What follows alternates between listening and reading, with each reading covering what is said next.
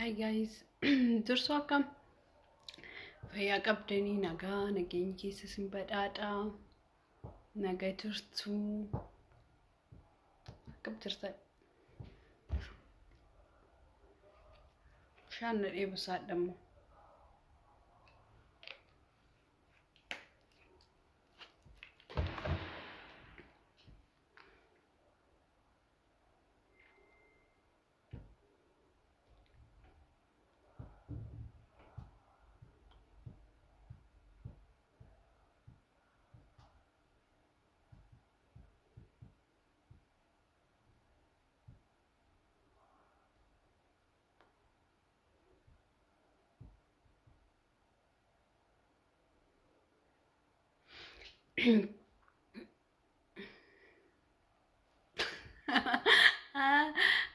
dhiifama asii namanna golfisiise shi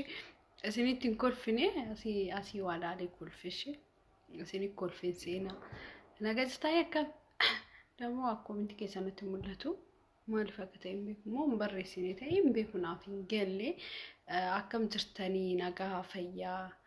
akkam dhibee irraa nagaa jirtu ijoollee Oromoo keessattuu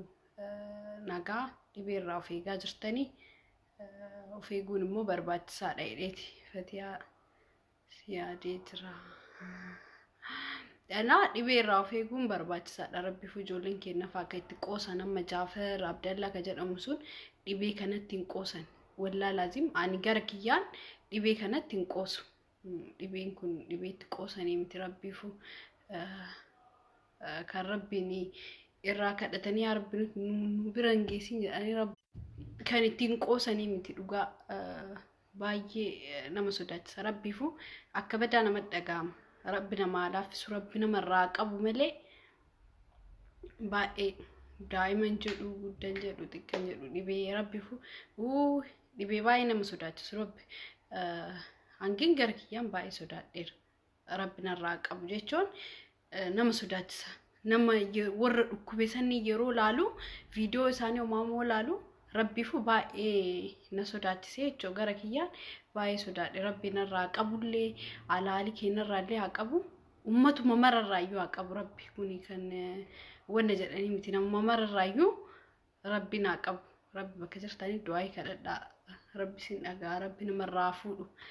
anammoo dhakaa haasa'uuf dhufe waa'ee dhibeetii illee miti waa'ee biraa qabadhee dhufe waa'ee ijoollee Libnaanii haasa'uu barbaada har'a kan haasa'uuf dhufe san jedha garuu dhibee kanallee asumaan dhaamsa isinii dhaamuu barbaadeeti waan dhibee kana dhibeen Rabbiif ittiin hin qoosinaa ijoollee ittiin qoosaa jirtan dhibee kanaan hin qoosinaa ittiin hin taphatinaa sirba ittiin hin baninaa kun kan sirba ittiin bananillee miti kan ittiin qoosanillee miti kan ittiin taphatanillee miti Rabbi fu dhugaa isin jedha amma marran ittiin nu qoosaa jirti kolera dhibee amma dhufe kan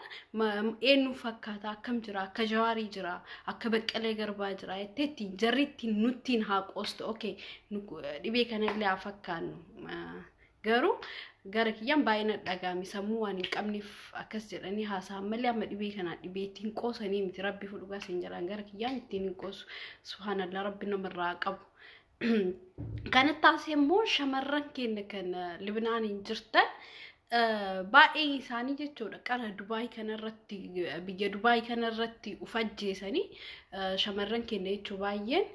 garasitti ufajjeesanii fooqii gubbaa of darbanii biyyoota arabaa keessa ijoolleen jirtu shamarran har'ammoo viidiyoo haarawaa irra gadhiifame argee ture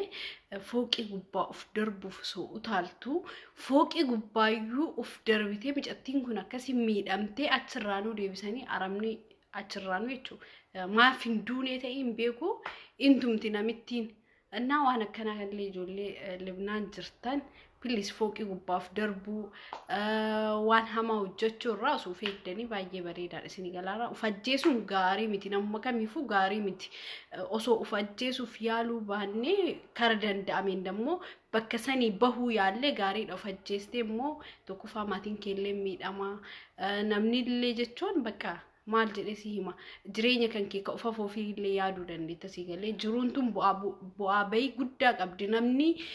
waa baay'ee rakkatee bu'aa bayii guddaa argee bakkee guddaa ga'a isinii galaa jiraami isin immoo callistanii ufajjeesuu fooqii gubbaa ufadarbuu waan akkasii godhuun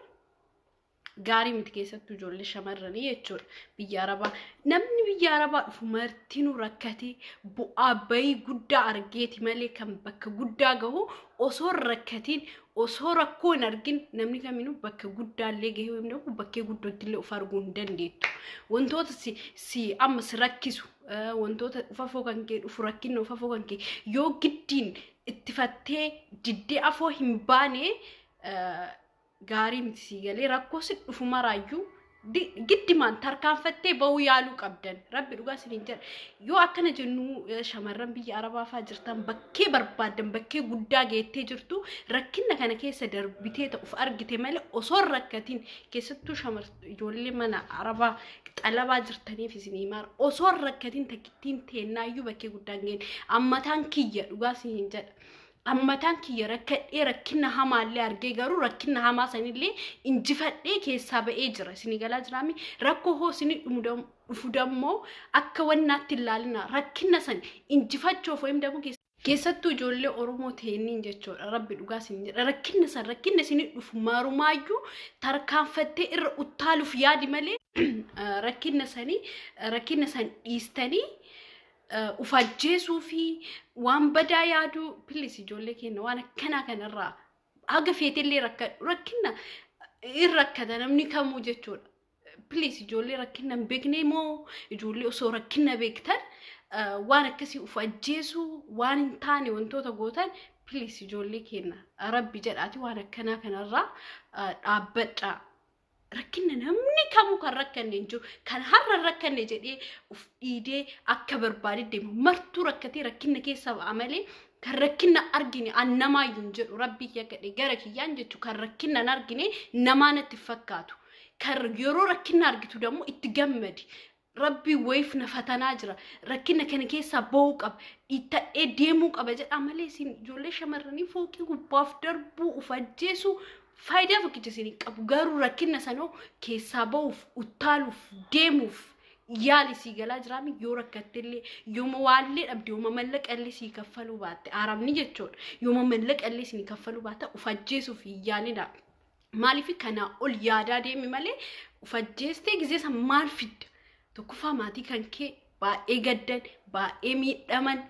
rakkinna adda addaa maatii kan kee sababa kan keetu irra ga'uu danda'a kaaleessa immoo rakkatteellee biyyaa bahuu dandeetta qabaatteellee biyyaa bahuu dandeetta gan waa yaadaa waan yaaddee deemteef san laaluu qabda sii galaa jiraami kanaafuu ijoolleen keenya please of hin ajjeesinaa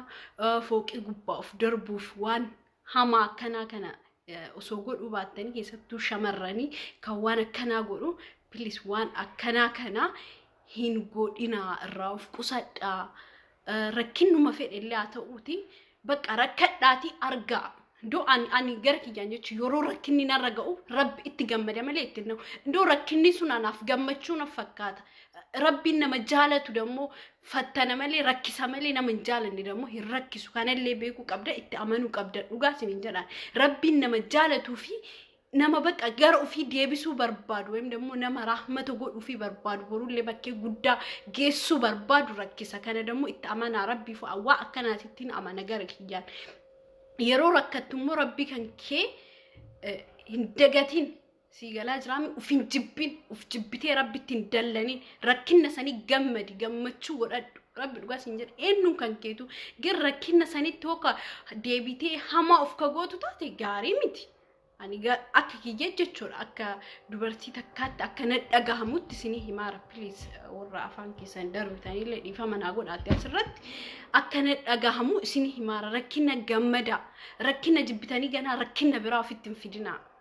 amma mimcatti har'a akkasitti uf ajjeesuu fi akkasi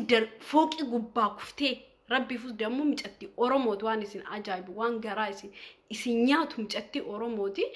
fooqii gubbaa darbamtee achirraanuu hoo aramni hin tumti isin uf jibbite yaa rakkatte waan hamaa keessa darbite uf jibbite fooqii gubbaaf darbuu dandeetti naagala hin hubadhaa fi andamuu biyya arabaa keessa waan tureef ijoollee biyya arabaati sirri hubadha rabbi sirri beekaaf yaa rakkachoo dandeetti waa wayitu si dhibee jennaaf darbite mi achirraan ummata hagana mulu arabni ummata hagana mulu naasu nuuf hin qabne please uf ajjeesu wantoota akkana kana warroota yaaddan warroota mana arabaa keessa teettanii na laaltan faa baay'een jirtan jedhee waan yaaduuf gorsa kana isinii kenne rakkina gammadaa malee rakkina biraan fidina rakkina san keessa boof karaa baatuun karaa biraa mijeeffadhu haala biraa haala akkam ta'e keessa ba'uu qaba waan biraa sammuu kan keetii yaadi malee rakkina fidina please ijoollee waan akkasii yaaddan an amma chaarjeriin qabu inshallah qanii biraa deebi'eet sirriitti isinitti dubbachuu danda'a jedhee yaada garuu rakkina keessa bahuu yaalaa malee please ijoollee shamarranii uf ajjeesuuf hin deemina abo uf ajjeesuuf hin deemina keessattuu biyya Oromaa keessatti rabbi dhugaa isiniin jedhaan soo biyya kee keessa duuteellee uf ajjeesteellee waan itti fakkaatu gin biyya ambaa keessatti uf ajjeesuu waan akkanaa kana please shamarran kenna waan akkanaa kana yaadina irrakkata martinu kan rakkanni jettu martisi kijibduudha rabbii akka dhugaa isiniin jedhaami isin amma rakkina san keessaa ba'uuf dhiitadhaa malee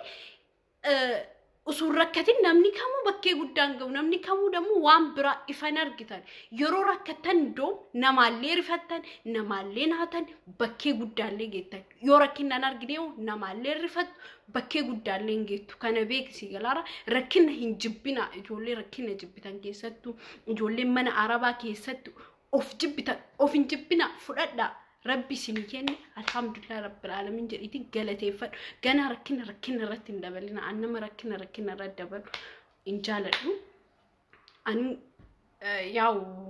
namni nama beeku abbaa of beeka martinu rakkataadha dhugaa isin jedha martinu wayim naatulee wayim wanna jedhee akkas jedhee kagabbee dammo ijoollee shamarran biyya arabaa jechuun footoo bichaa rabbi yaga isin namoonni tokko faa ijoolleen baduuf mana keessaa baduuf yaaddan footoo shamarran ala baatee ala keessatti footoo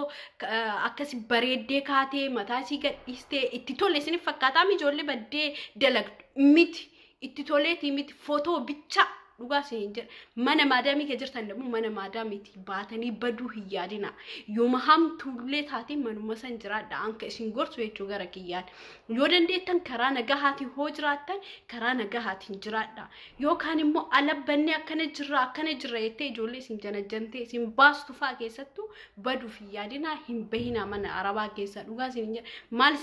isin gorsa seetan ijoollee ala keessa baddee jirtu martiin footoo bichaa ka'uudha malee faayidaa takkitti hin qabdu dhugaa isin jedha faayidaa takkitti jireenya gaariin jiraattu marti keessanuu isin beeka takkaa keessanii mara keessanuu isin beeka jireenya gaariin jiraattu mana keessaa dammoo si janajjantee si baastee rakkina keessa si gatti waa'ee kanarra dammoo sirri dubbachuu barbaada sirri haasoo barbaada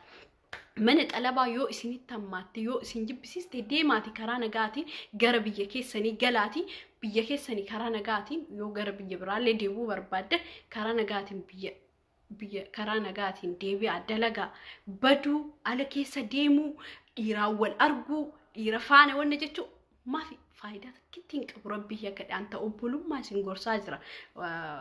natti illee na arinaati dhiira faana baduu bilginnaa malee homa takkitti wanti ati fiddee dhuftu takkittiin hin jiru rabbiifu raasaa keessa jiraachuurra mana maadaamii keessa jiraachuun hin jaaladha harrellee itti gammada kuyeetittaan baay'ee itti gammada mana arabaa keessa taa'ee yeroo raasaa keessa deemee hojjedhu dammoo waa itti gammadee hojjedhu isinitti fakkaatiin bara keessanuu kanaafuu mana maadaamii keessa warra jirtan warra kabajaa qabdanillee warra maqaan qabnillee warra gaallee tuwwanoo raasaa keessa deemtee footoo kaatee dhiira kaawwalii wanna jette kun gaarii miti gaarii isinitti fakkaatiin ijoollee teennaaf gorsa indoom qanii biraa seeraan taa'ee haasa'ee indoo viidiyoo seeraa wayii gadhiisuu barbaada waan jiru biyya Oromaa kanarratti ijoollee nama fa'a balleessistan nama fa'a bachisiistan itti gammachuun qabullee gara kiyyaan balleessuullee fedhiin qabu yooma isinii hammaatteellee jette waan wayii ilaalaa malee ammaaraachii wayii soqadhaa malee ani gin raasaa keessa deemtanii bilginnaa malee homaa wanti isaan fidanii dhufanii jiru mana maadaamii keessa mana nagaafaa warra jirtan mana nagaasanii baatanii akka hin badina achuma ta'a birriinillee xiqqoo ataatu san alhamdulillah rabbil alamin jedhiiti sanuma nyaadhu kanaafuu yaarra qaaqasin guddeessu noonu dhiifa manaa godhaa yoo dogongore yoo waan hamaa dubbadheefi uf ajjeesuu hin yaalina shamarran biyya arabaa keessattu rakkinni darba wanti martinuu hin darba rabbiifu hin darba. Adamo gara giyyaa dhugaa rakkinallee argee gammachuullee argee badaallee argee gaarii argeera. Gara kiyya alhamdulillah jiru jiraadhe keessa jechuudha. Bareedallee arge hamaallee arge garuu hamaa sanirratti hamaa ta'uu yaadeen beeku gaafuma tokkollee dogongoraan gaarii akka ta'u yaada malee akka hamaa ta'u isin immoo jiruunu isin jibbisiiste deebitanii dammoo du'a ofii warra yaaddan. Bilis waan akkana kan ofitti yaadinaa cha'u isin jaaladha. I miss you. Ijoollee footoo raasaa keessa baatee laaltanii hin badina. Ijoollee footoo kaatee isin ergitee jiru akkanaa jiraadha. Achii bahi mana maadaamiiti bahi jettee isin gorsitu biyyuma kam keessa biyyuma arabaa keessa warra jirtan mara keessan mana nagaati fa'a baatanii warra baddan. Please mana nagaa keessa baatanii hin badina. Dhugaa isiniin jedhan. Gaafa biraasa ammaa fi deemuu fi sa'aatiin qabu. Oh my god, sa'aatiin qabu. Ciao ciao.